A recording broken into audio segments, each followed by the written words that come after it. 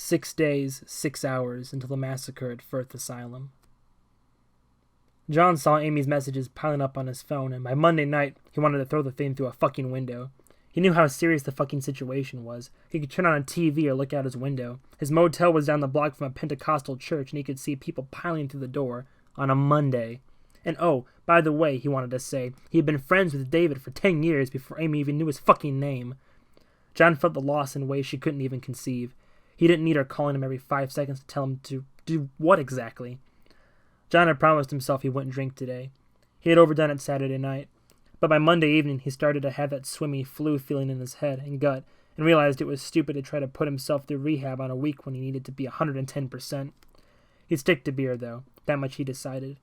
He got a 12-pack and settled in for the night in the motel room, watching the news carefully for updates.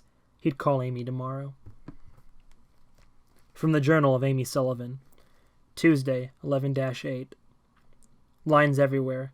Lines at the stores. Lines at the gas station. Everyone is freaking out. People are leaving town and heading north. New people are showing up from the south like refugees. The National Guard has extended the quarantine zone out 5 more miles from a round undisclosed. Class canceled. I haven't slept. No answer from John all day. Tried to call Dr. Marconi myself. Left a message.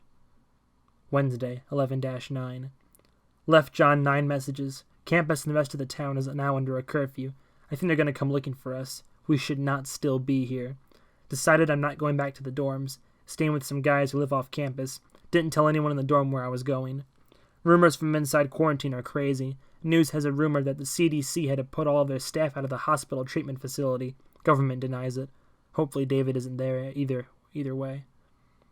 Thursday, 11-10. Finally talked to John in the PM. Suddenly he's all bluster. Says if we don't hear anything by Saturday night, 1 week after all this started, then he and I will go down to undisclosed ourselves and break David out on Sunday. I told him I didn't need to break him out. I just needed to know that he was okay. Meanwhile, getting calls on myself from unlisted numbers. I don't answer them. Friday, 11-11. Got a call from Nisha. Said somebody from the government showed up at the dorm looking for me. I called John. Voicemail. All day. Voicemail. I cried again. Broke my streak. Saturday, 11-12. Absolute information blackout from undisclosed. No more video clips. No new information. I am going crazy. I can't keep food down. A week. Where has David been sleeping that whole time? Is he in pain? Is he hungry? The government finally put up their website for families and friends of outbreak victims to search for names.